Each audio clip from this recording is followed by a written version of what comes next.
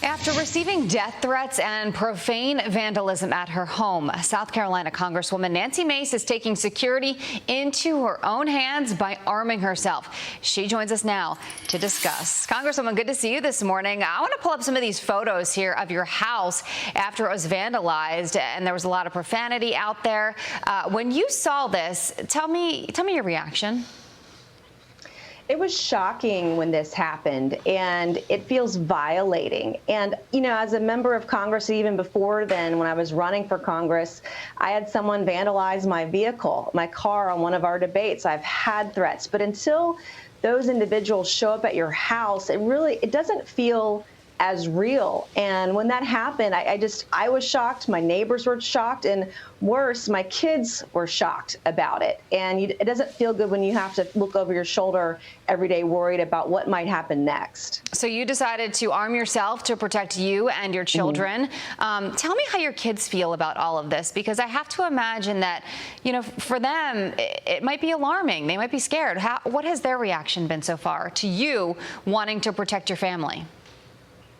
Well, they get it. They're in middle school, and they still got good senses about them. They're young enough to understand that they didn't feel safe when this happened, and they were worried. And I remember the first day of picking them up after school when this happened, and the first question out of their mouth was, "Are we safe?" And we've had to change our lifestyle quite a bit since it happened to feel safer. But they get it. They understand, and they understand that mom's got an important job and she's not going to be threatened. And they understand that I want to protect myself and my family, and that I won't be intimidated. These are really tough lessons to learn at a tough age, and they're learning them right now.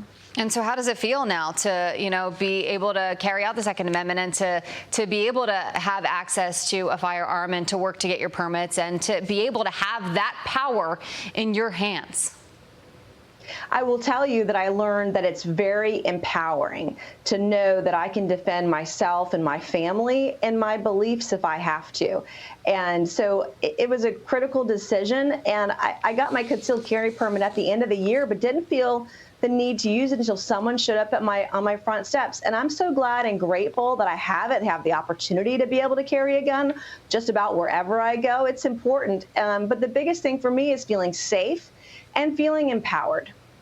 Now, before we let you go, I want to talk to you about this, and we can go ahead and pull up this poll here. This is a poll on Americans' view of Biden's handling of the crime wave. And you can see this is an ABC News Washington Post poll. 48% of people disapprove of the president's response to this recent crime wave. 28% say it's an extremely serious problem. That on top of gun control policies. You know, where does all of this take us in 2022? Because I think Americans are at a crossroads right now where they really have to figure out what's important to them. Well, I can tell you this much. Republicans will be running on inflation and tax increases by the left, and they'll be running on the violence we've seen over the course of the last year. And Jillian, that you mentioned earlier on the program, the numbers that have spiked over the last 12 months, the violence all across the country, in cities small and large across the country. And the Biden administration's answer to that is gun control, which isn't going to fly with most of America, with families like myself that want to protect themselves from the increase in violence. The worst thing we could do is make our laws tougher for legal law-abiding citizens to be able to legally obtain a firearm to protect themselves and their families. That's not going to fly with the American people. Congresswoman Nancy Mace, I've met you in person. You are very sweet, but I know you're a tough cookie, so I'm not going to come knocking at your door. Thank you for joining us, though. I appreciate it. Thank you.